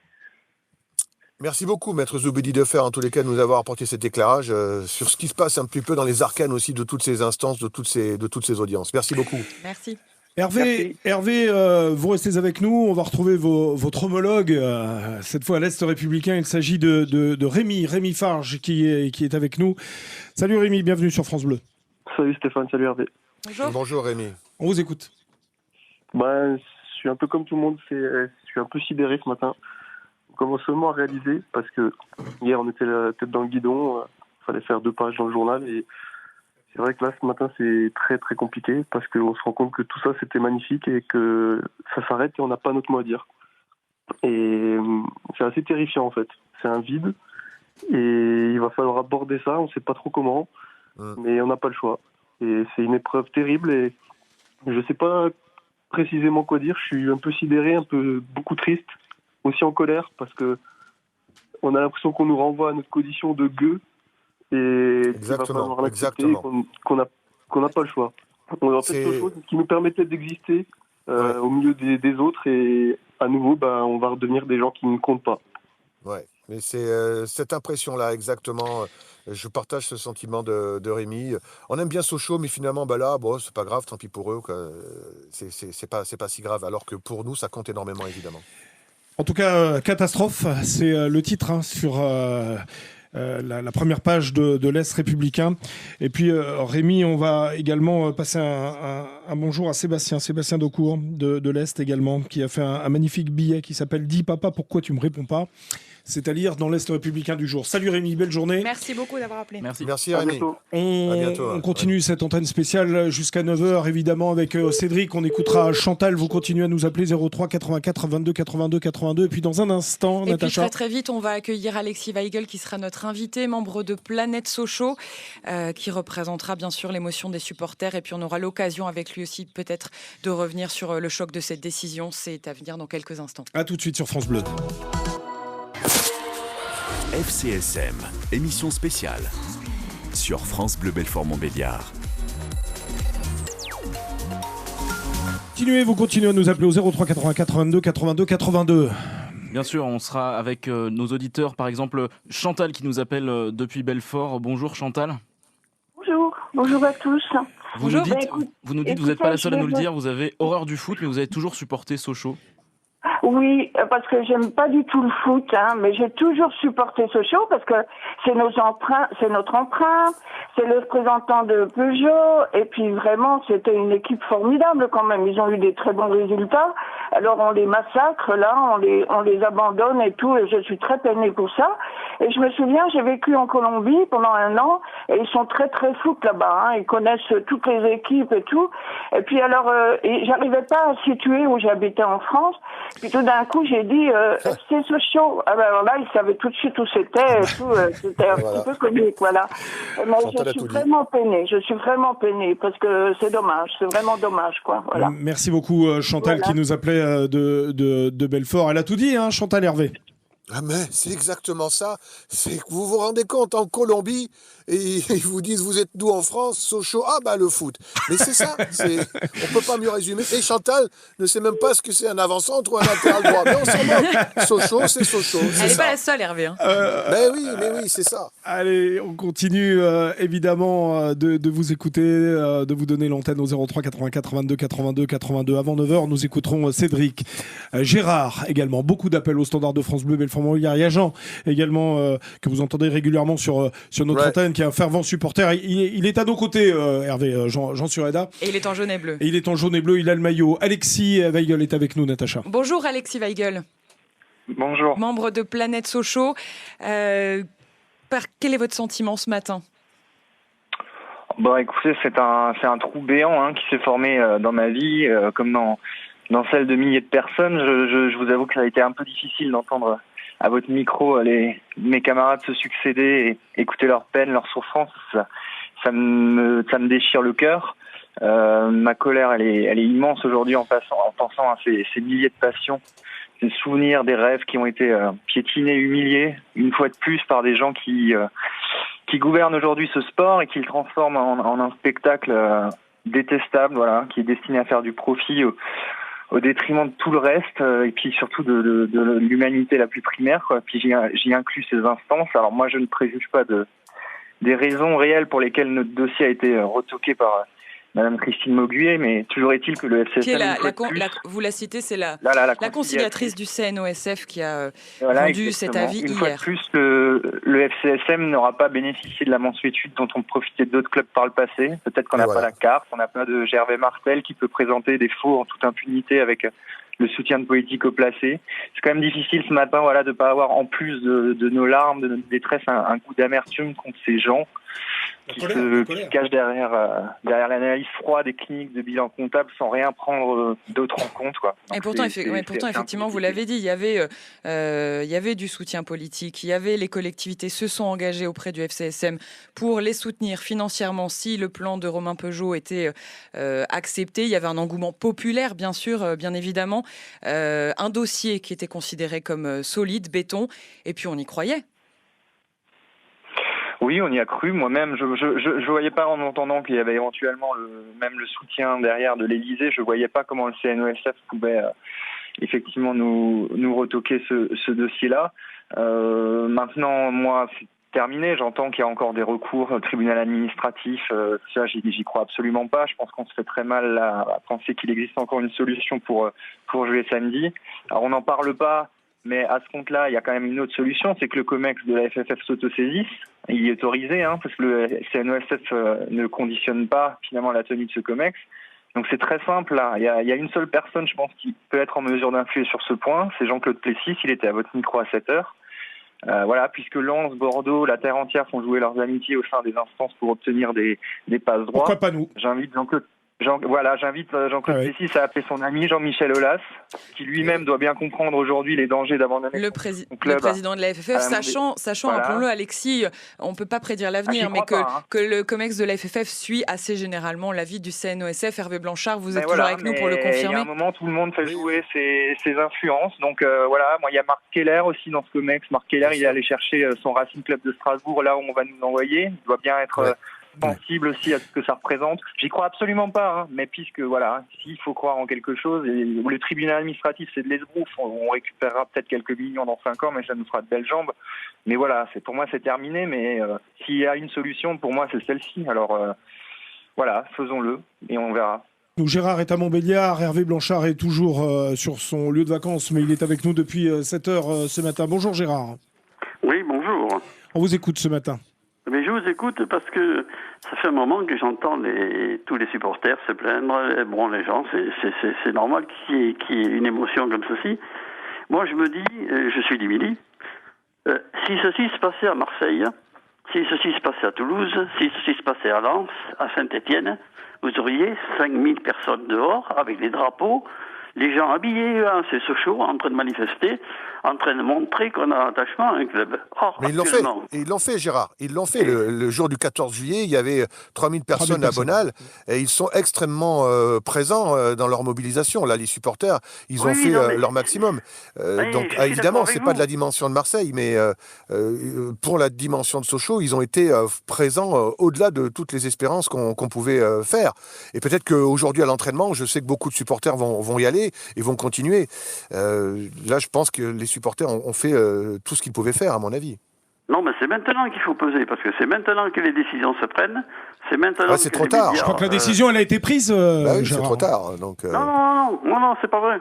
C'est pas vrai. Ça, c'est dans le football, on a vu tellement de choses où les clubs étaient relégués et puis repêchés, où les joueurs pouvaient pas jouer et puis tout d'un coup ils pouvaient jouer, ou des joueurs exclus qui ne pouvaient pas jouer dans tel club. Ouais, mais là, il y a un parcours juridique qui fait qu'aujourd'hui c'est plus possible. Il faut.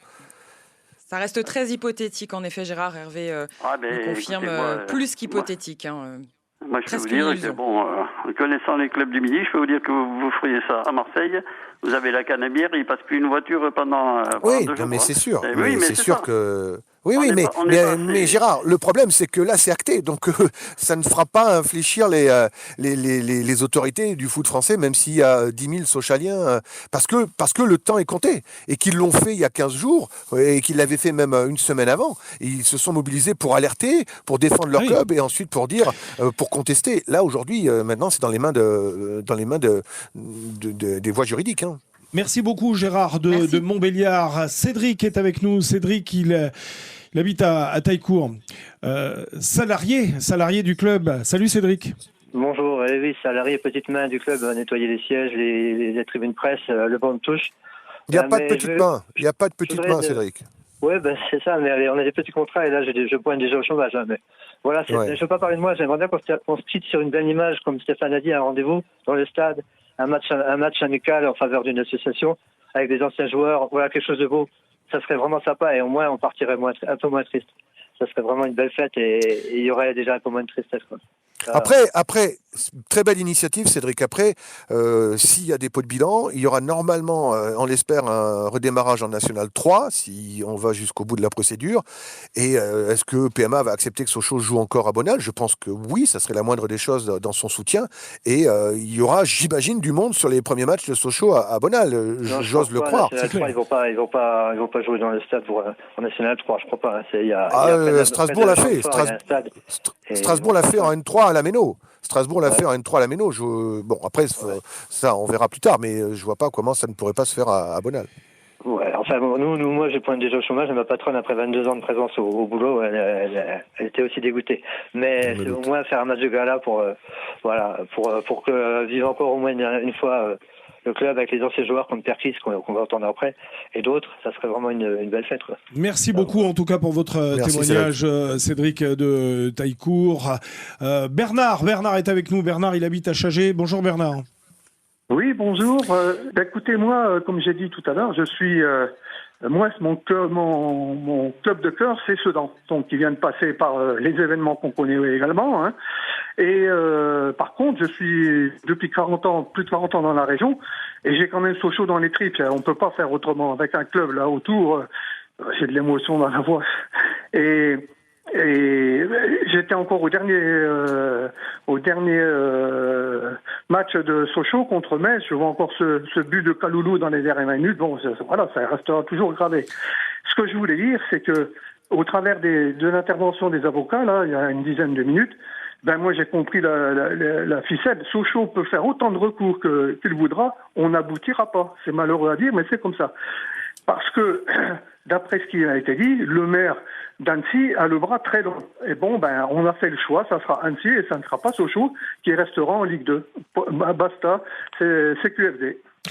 Merci beaucoup pour votre témoignage. On va conclure avec Jean sur EDA, qu'on connaît bien évidemment sur France Bleu Belfort-Montbéliard. Salut Jean. Évidemment, catastrophé, comme tout le monde ici. Hein. Ouais, une bonne grosse gueule de bois comme on n'aime pas ce matin, vraiment abasourdi. On a tous envie de pleurer, on va pas mentir. Hein. Rien que d'en parler, ça monte un petit peu, c'est comme ça. C'est les souvenirs d'enfance qui viennent.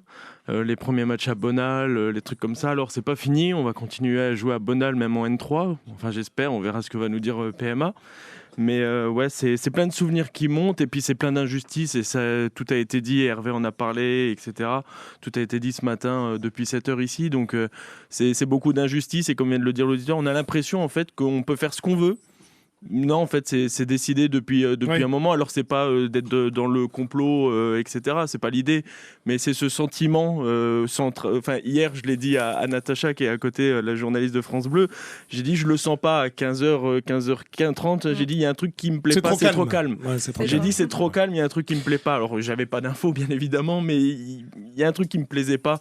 Et on le voit ce matin. Et puis, on a l'air tous un peu cons ce matin, finalement. Donc voilà quoi. Hervé Blanchard pour conclure. Non, mais c'est dur de conclure une telle histoire et on vient de vivre un mois littéralement hallucinant parce que je ne crois pas qu'un club français, peut-être Strasbourg il y a 15 ans, mais j'en suis même pas sûr, et toute l'histoire depuis 8 ans après la prise de pouvoir des deux investisseurs, je ne suis pas sûr que ce soit le mot qui convienne pour parler de Tech Pro et de Nanking. C'est incroyable que ça arrive à un club comme Sochaux, mais il faut aussi avoir de la rancœur sur les instances du foot français. Fabrice, qui suit Sochaux, me passe un tweet effectivement qui résume tout. La DNCG avait soi-disant alerté en décembre parce qu'il y a toujours un passage à mi-décembre sur les comptes du club et comment on n'a pas pu vraiment en 6 mois avoir beaucoup plus de temps pour tout prévoir. Et même Nanking, on savait très bien que Nanking n'allait pas garder ce club. Il ne le voulait pas quand il y a eu la transaction avec Tech Pro. C'est Samuel Laurent qui a vendu ce jouet à Nanking. Nanking n'en voulait pas. Nanking voulait récupérer ses 3 millions de gages. Il l'a pris et puis au bout d'un moment, il a dit stop. Mais on aurait pu le faire. On aurait dû le faire en bonne et due forme. Que Nanking ne continue pas avec l'aventure avec Sochaux. Ok, d'accord, mais prenons le temps et ouvrons au capital et prenons plusieurs mois pour trouver un vrai repreneur. Et on n'en serait pas là aujourd'hui. Donc effectivement, les instances du foot français auraient pu tirer la sonnette d'alarme beaucoup plus tôt et de façon un petit peu plus sévère pour qu'on n'en arrive pas là aujourd'hui. Merci beaucoup Hervé Blanchard. Je tenais à remercier particulièrement toute l'équipe de France Bleu Belfort-Montbéliard qui s'est mobilisée depuis très tôt ce matin. Natacha Cadur, Nicolas Joly, on a Marc-Antoine qui est là, Vanessa qui a accueilli vos appels au 03 84 22 82 82. France Bleu Belfort-Montbéliard est toujours partenaire des jaunes et bleus et on ne laissera ni tomber les supporters ni le club. Oui Hervé ? Non, on sera là. Évidemment, si c'est N3, on va continuer de suivre l'actu tous les jours encore sur France Bleu Belfort-Montbéliard. Je remercie tous mes collègues qui ont fait un énorme boulot aussi. Tous les supporters. J'ai une pensée pour tous les supporters. Et les salariés du club. Et c'est ton travail aussi. Et les salariés, évidemment, tous les salariés. C'est une grande famille. Il faudra qu'elle reste unie jusqu'au bout.